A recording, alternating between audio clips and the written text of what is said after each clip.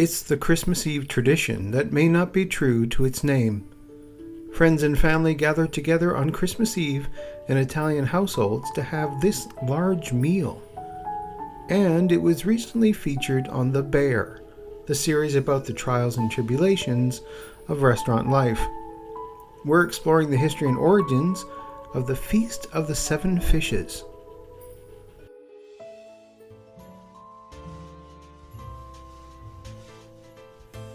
I'm your host, Glenn Warren, and welcome to another serving of Seasons Eatings, the podcast which explores the history and origins of your favorite Christmas foods. Seasons Eatings can be found wherever you download your favorite podcasts. If you haven't already, I would ask you to subscribe. That way you won't miss an episode when it's released, and all future episodes will be available without you having to search for them.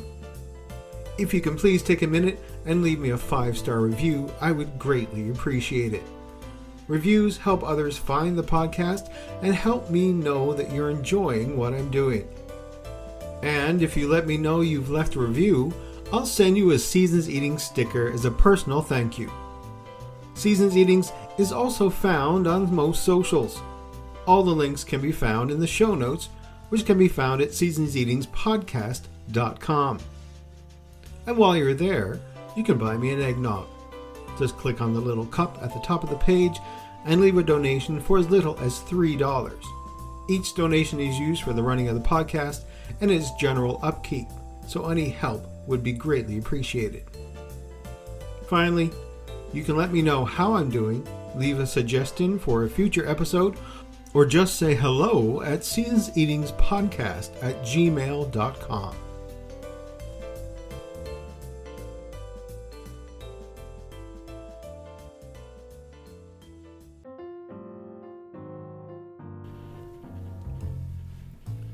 Many people have a large meal on Christmas Eve or Christmas Day. For many of us, it's the traditional roast turkey and all the trimmings. For a while in England, it was roast beef and for some, a succulent ham. For Italian Americans, the Feast of the Seven Fishes, a nostalgia-fueled hours-long dinner consisting of at least 7 different types of seafood, is the defining Christmas Eve tradition. Firmly rooted in Italy's Roman Catholic background, the Festa di Sette Pesci is a delectable blend of the sacred and secular, the old world and the new.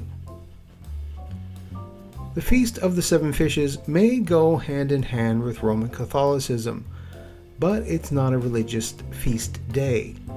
There's no such thing as the Feast of the Seven Fishes in Roman Catholic calendar.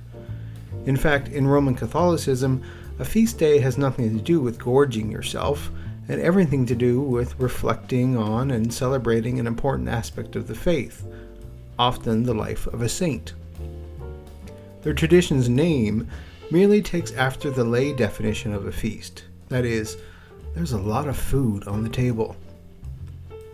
In the Catholic liturgical calendar, there are special days of abstinence where followers are advised to avoid meat, and days of fasting where followers are advised to reduce their food intake, usually to just 1 meal a day.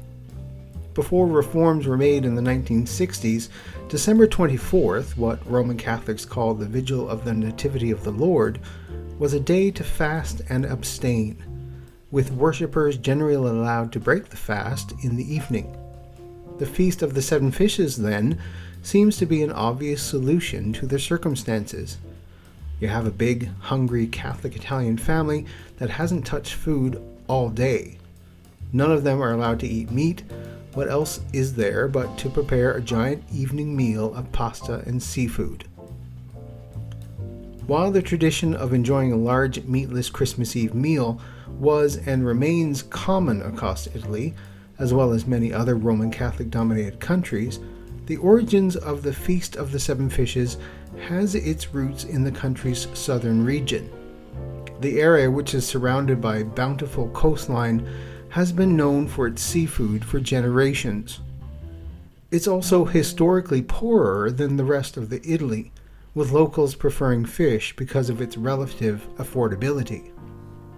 In 1861, the regions of the Italian peninsula joined to form a single nation. The states of the south, what has been formerly been the Kingdom of the Two Sicilies, would suffer for it. The new government began allocating most of its resources to nurturing the north, causing poverty and organized crime in the south, which were already problems, to worsen. The situation plunged southern Italy into such poverty that approximately 4 million people from the region moved to America between 1880 and 1924. It's no surprise that those immigrants took the tradition of big fishy Christmas Eve dinners with them, making a popular Italian-American celebration today. The tradition of the Feast of the Seven Fishes stems from the 20th century Italian-American immigrants who, homesick for the land they left behind, combined classic Italian dishes with seafood. The sea was a representation of the connection between their home country and a new one. Those immigrants, however, probably didn't call it the Feast of the Seven Fishes. More likely, they called it some variant of La Cena della Vigilia, Il Cenone, La Vigilia di Natale, or simply La Vigilia. The current name of the feast and the practice of making exactly 7 types of fish comes from the New World. As an Italian, I must admit I haven't heard about the Feast of the Seven Fishes, and most of my Italian friends haven't either, Katia Amore wrote in Italy magazine. Nobody knows where the Seven Fishes moniker came from. Many insist it's a religious symbol. The number 7, after all, appears hundreds of times in the Bible and is significant in the Roman Catholic Church. It may represent the 7 sacraments, or the 7 virtues, or even the 7 hills of Rome. Or perhaps it commemorates the day Christians believe God rested. Others say the number is just a good marketing tool used by restaurants. The first known mention is in the Philadelphia Inquirer in 1983. In Philadelphia, the Christmas Eve tradition of the Feast of the Seven Fishes, a massive seafood meal, is a well-known and oft-celebrated event for Italian-American families. But none, when he was growing up in Brooklyn in the 1960s and 70s, Blaise Tobias never heard of it. So when he came to Philadelphia to work at Drexel University in the 1980s, and folks started asking him how he, an Italian-American with roots in Western Sicily, celebrated the tradition, he was pretty confused. He said, "What?" Tobias, professor emeritus of art and art history at Drexel's Antoinette Westphal College of Art, Media and Design, says, and they said, "Well, how could you be an Italian-American and not know about the Seven Fishes dinner?" Easy, Tobias says. It simply wasn't known in most of New York at the time, though it's increasingly celebrated by families and restaurants there today. And, at least we know it, it's not a widespread tradition in Italy itself, though there may be some traditions in some areas of the country, adds Tobias, who has been involved with the America-Italy Society of Philadelphia for more than 30 years. We'll find out what is served at the Feast of the Seven Fishes after the break.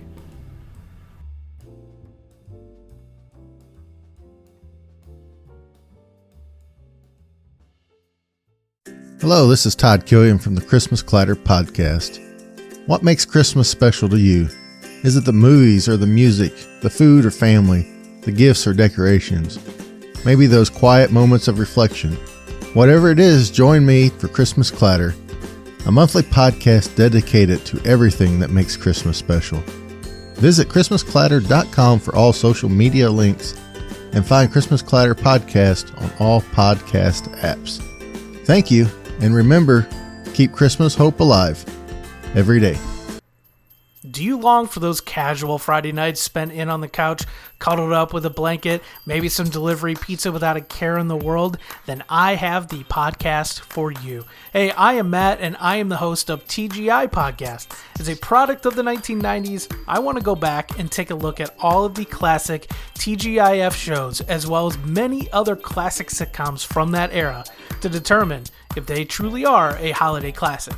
We've got you covered with Halloween and Thanksgiving in the fall before we go full steam ahead with Christmas in December. Come give us a listen if you want to take a trip down 90s Nostalgia Lane.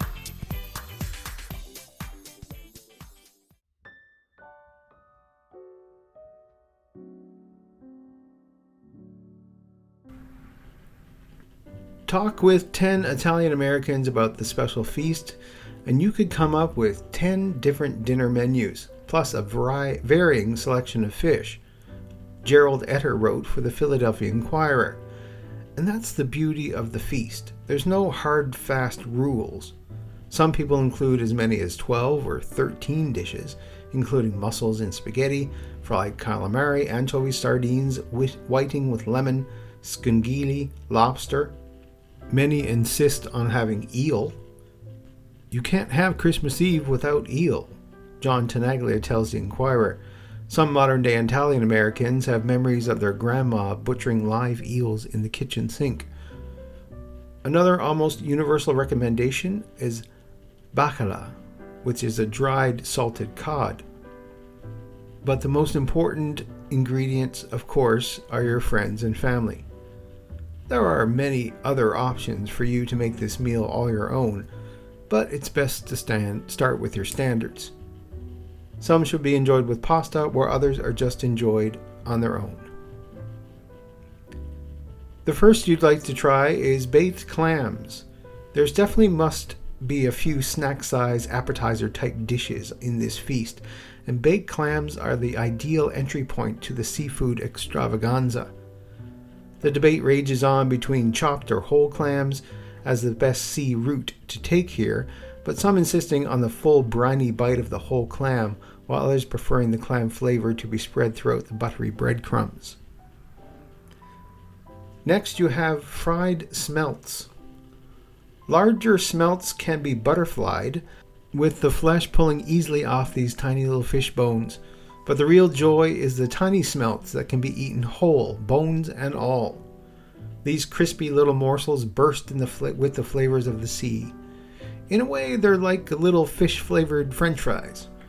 Perfectly salty, pleasantly oily, and deeply oceanic.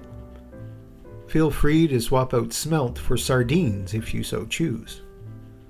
Next we have the bacala, a salted cod-type whitefish. Bacala is about as close to sacred as a holiday dish you can get. It's traditionally prepared at first by soaking it in the kitchen sink for multiple nights leading up to Christmas Eve. This practice of reconstituting the dried fish puts out just enough of the saltiness to make it palatable, before it's either fried or sautéed with capers and onions. After that, you get the scungili. This conch, or in reality it's a giant sea snail, can be applied in multiple ways during your Feast of the Seven Fishes. The two most popular ways are in a chilled seafood salad with calamari, octopus, shrimp, and more, or as an ingredient in a bubbling cauldron of seafood sauce, which can be lovingly ladled over spaghetti or linguine. Just have plenty of crusty Italian bread on hand to mop up that wonderful sauce. Next we have some mussels.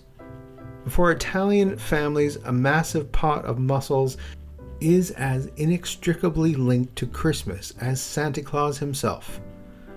Whether prepared as a part of a Cioppino-style seafood stew, or delicately dressed with a light tomato sauce, or steamed with white wine, garlic, herbs, and butter, mussels can be a communal experience that perfectly encapsulated a loud, boisterous holiday dinner scene.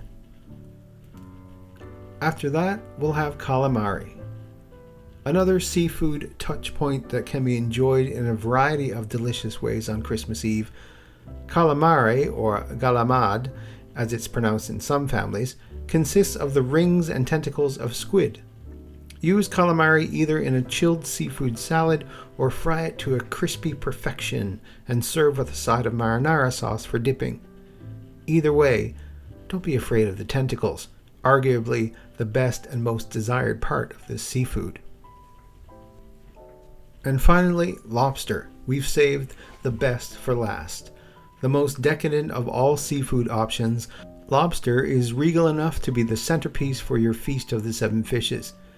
The buttery and supple flesh can be enjoyed straight from the steamed shell, as part of the aforementioned Cioppino-style seafood stew, prepared as the classically piquant lobster fra diavolo, or stuffed with a mix of breadcrumbs, spices, crab meat, and other ingredients for a truly indulgent take on the ultimate Christmas main course. Says Carla Lally Music, BA Food Director, what counts as a must-have for this night at your house would be unthinkable at someone else's house. For example, we never serve lobster, but for a lot of Italians, it's not Christmas Eve without lobster. Or stuffed tails. That said, once a menu is set and your relatives are attached to it, you can probably never change anything, or else the people revolt.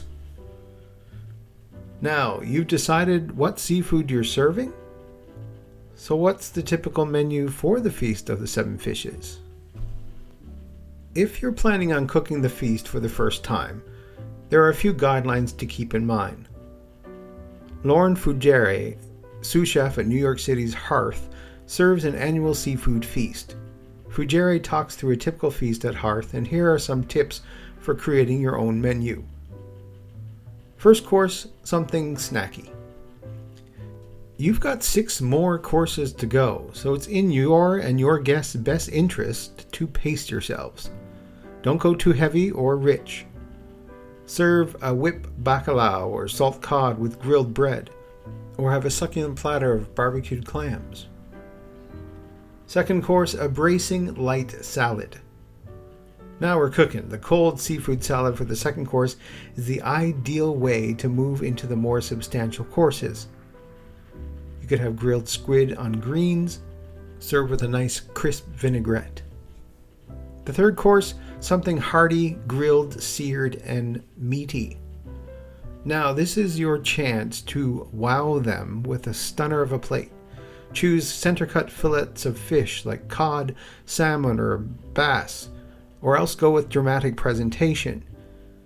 You could do head-on prawns over a smoky soup. To really play up the flavors, make it a composed dish with vegetables, beans, or legumes. Or you can accompany it with smoked chickpeas or caramelized onions. And serve a nice Riesling with a crackling acidity can do wonders for a gently spiced dish. Now, the fourth course, of course, is pasta. Traditionally, spaghetti with clams. This is an Italian menu, after all. Whatever seafood you pair with your noodles, build flavor with a pinch of pepper. Take a nice pepperoncino. Coax out the maximum flavor by toasting it in a hot pan with olive oil and garlic. The heat will build slowly, balancing out with the richness of the pasta and the salinity of the seafood. The fifth course, a hearty seafood stew. Even the heaviest course is fairly light. That's the virtue of an all-seafood menu. You could do a tomato-based cioppino-like stew. The sky, or actually the sea, is the limit when it comes to what fish is allowed in the stew, but you want to use something that won't fall apart once it gets warmed through. So use octopus, the usual bivalves like clams or mussels, also something like a cod or a squid. And to create your own stew, use a flavorful broth or fish stock. The sixth course is the palate cleanser. Now, palate cleansers aren't just for fancy tasting menus. You need a bracing citrusy course to separate the savory and the sweet. So think of a limoncello gelato or a grapefruit sorbetto. That would be perfect. And the seventh course, of course, is dessert. So cookies, cannoli, or a light dessert. The best desserts are ones that can be lingered over, like a chocolate dipped cake like rainbow cookie. Or you can throw in a few zeppole, an Italian fried donut covered with cinnamon sugar, or something that you have a nice conversation with. The great thing about this feast is that you see family traditions evolve to meet everyone's ideal version for the holidays. And even though we may have to change some of those traditions or skip them altogether, we can still look back and see how much closer they bring us all together, no matter what holiday we celebrate.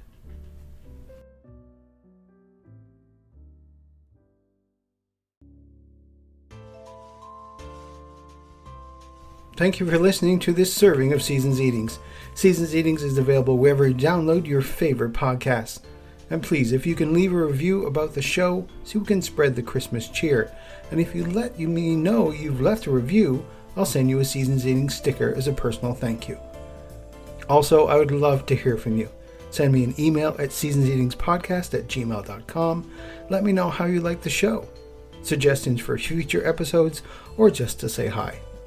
And I know we all get busy, so even sharing the podcast with someone you know who loves Christmas would be a big help. And if you're feeling extra generous this holiday season, you can buy me an eggnog. Head on over to seasonseatingspodcast.com and click on the little cup in the corner. Each small donation helps with the daily running of the podcast and is greatly appreciated.